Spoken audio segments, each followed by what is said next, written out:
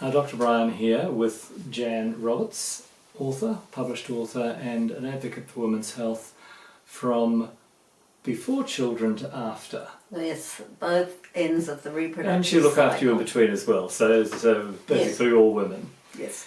So the blog that we're focusing on this week is on brain changes at menopause, which is fascinating, and I knew nothing about it. So I think that's a Brian, revelation to me. I'm not alone in knowing Yes, nothing about it. yeah. But I just liken it to, or I don't liken it to, but I explain to women that most of us, I would say probably much, all of us are very familiar with the changes to our mental and emotional well-being that go on within a normal menstrual cycle. That irritability that comes towards the end, I mean, that's a fact of life, and we know that hormones are doing that. So why are we surprised when the decline of hormones at the peri- and postmenopausal stage of life, why wouldn't they have, and they do, women start to experience the fluctuations of perimenopause and the mood swings and the sleeplessness. But then latterly, when those hormones completely stop being produced by the ovaries and the uterus, then massive rewiring goes on in our brain. That is less widely known and acknowledged.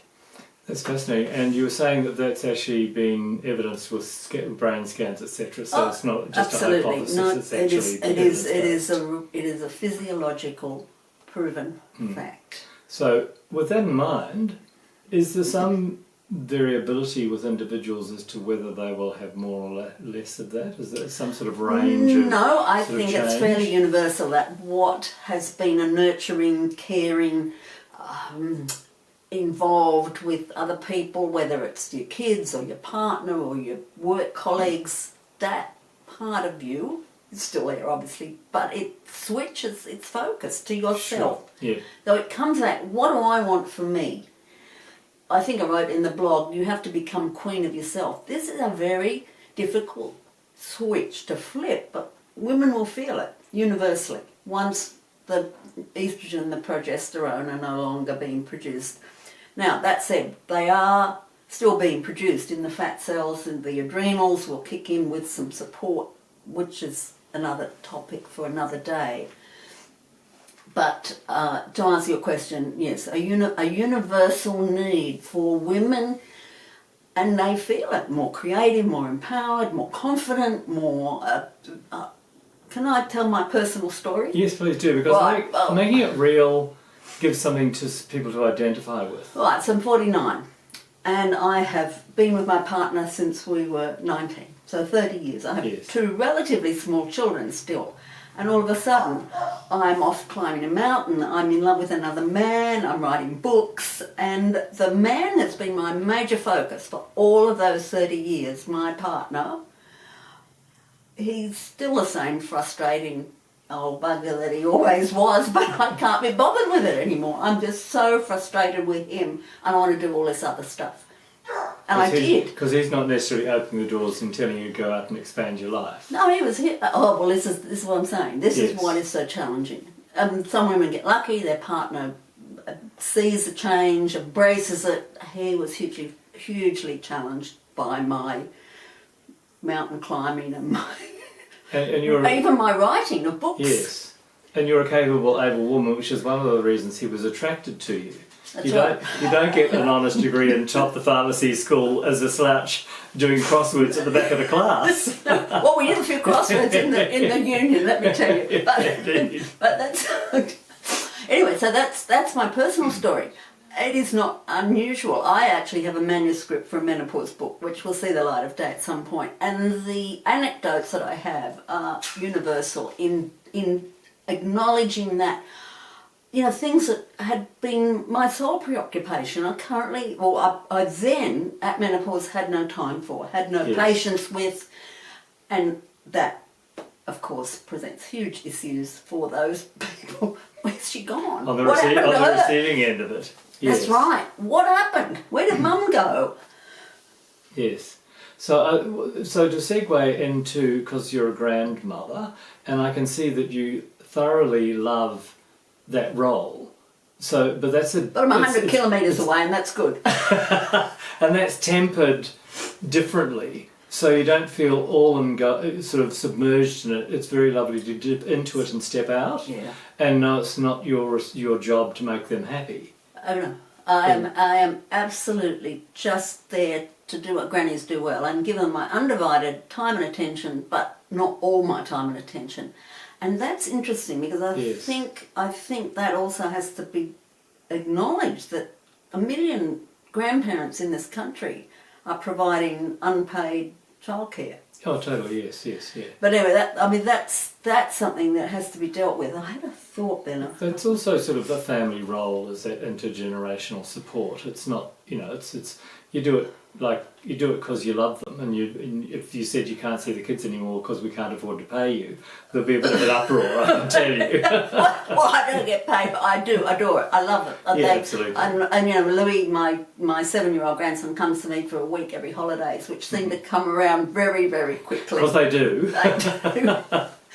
But on that, aside from my grandmothering role, which I am very good at, may I say, and adore, I still have a career which keeps me very busy and very occupied. I have a fabulous social circle. I don't have a partner, so I don't have to look after anybody anymore, really. And I think, and I know a lot of women feel quite envious because the embrace of that new woman at menopause isn't something everybody does. Yeah. And that's something else that I think we need just to mention, that doing it does really give you a new lease on life. And I think as much as your diet and your lifestyle and cleaning up your environment can be helpful at this time, taking that new woman and sort of going with it is equally positive for your health and well-being as all the other things you can do. Yeah, I think that's true, because I just feel that there's a lot of women are potentially quite conflicted because they don't. This knowledge is important because otherwise they feel like something's wrong with them and they have stopped loving properly and doing the things that they've seen are hallmarks of love, like being selfless and doing everything for everyone else and cooking for them and cleaning for them and being there all the time for everybody, and doing it when you're not well because that's what you do. And that's what you've always done. That's what you've always done. Yes. And when you feel pulled away from that internally, then that's, I think, quite conflicting. It's quite a stress for a lot of individuals. It's huge stress. And as I said, not every partner or every family adapts to it. Yeah. Even if women only sort of take it on board half-heartedly. That said, it is an extraordinary time that can be empowering and liberating and very creative. And lots of women who might have had a job teaching, for example, all of a sudden decide they, I don't know, going to quilt or go bushwalking or whatever it is that floats your boat. I really think embracing the thing that drives you at menopause is as important for your health and well-being, your ongoing health and well-being, as all the other things that I'm going to blog about and we can talk about. So where would people look for some resources to help them? Because we'll assume that the percentage of people looking for whom this is, oh my goodness, there's a revelation, I'm not broken, this is physiological, That's right. I'm not become a bad person. So where would they go to, what books could they look at, where would they go to get some things? Is there a reading list that we could sort of send them as part of this blog or whatever? Yeah, and acknowledging it first of all, just listening to us, of course, is step one. And then my favourite book on this topic, and Christiane Northrup, Dr. Christiane Northrup, a lot of us know from her earlier work, Women's Bodies, Women's Wisdom, but the one that particularly relates to what we're talking about today is called The Wisdom of Menopause. And I would recommend it very highly. I'm also going to read from, what's her name, Dr. Germaine Greer's book, which is an earlier, here, look. I had this all cooked up, and then we... Operator error, I switched the recording off, not on, so we did a lovely 5 minutes of nothing. yes, it's all right, I've done the same. So this is an old book, 1991, but most of you will know of Germaine Greer, and she published The Change, Woman, Aging and the Menopause, in which she searched through history, textbooks and literature to conclude that a holistic approach is preferable to a pharmaceutical one, and we would absolutely endorse that view. She also said that the time of a woman's fifth climacteric marked the end of apologising and the beginning of a search for deep joy for and in oneself. Yes. So, yes. Remember that.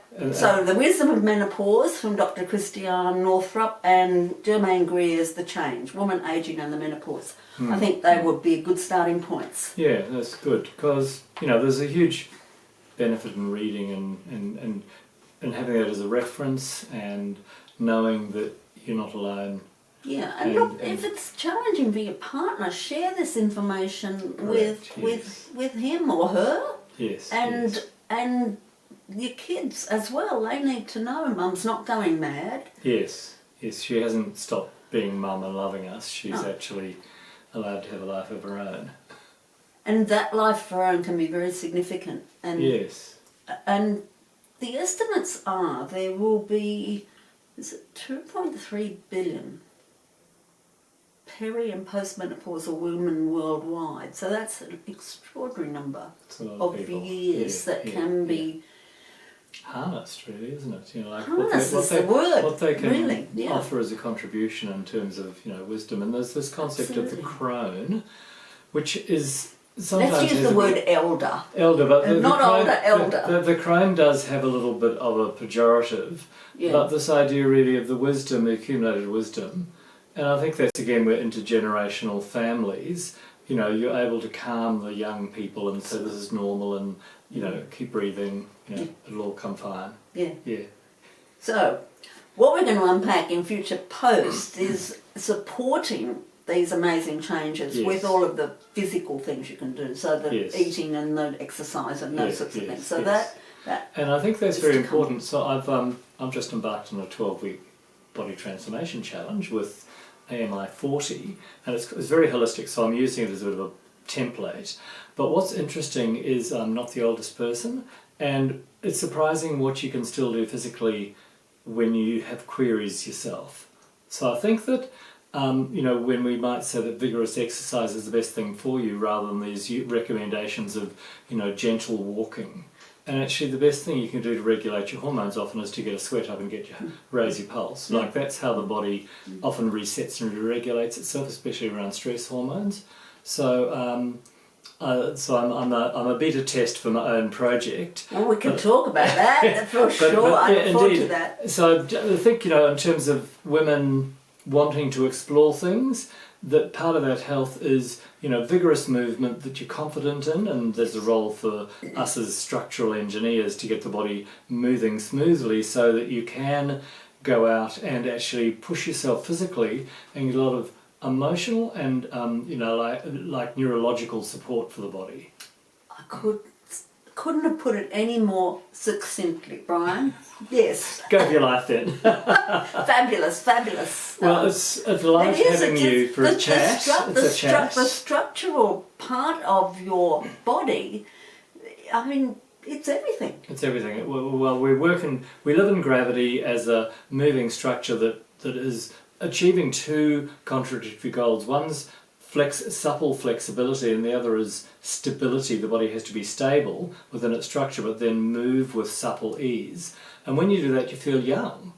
But you have to do certain things to maintain that. The body's kind of gaffer taping itself together the whole time around weaknesses. Absolutely, and balance as we get older. Cause absolutely, totally. And this is where the structural plan is. We'll work with that. And then there's things that you can do when you feel not in pain and not on sort of edge of sort of threat of injury, that you can then go and do some drills that will actually create balance. And one of the best things you can do that is totally fun is dance. And I think if there was anything that we could sort of maybe encourage, is more groups dancing in each suburb, in each postcode. So you basically get a hall and 3 nights a week people turn up with some music and dance, and that is such great exercise, and it's so social and so good for us.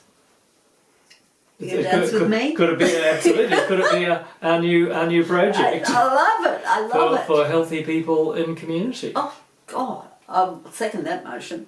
I'm Okay. there. I'm there. It could be Right, line watch dancing, watch whatever. Watch this space. I've put myself on another project. Okay, so really appreciate your time to stay with us and trust this has been of value, and we will be in touch soon. Look forward to that.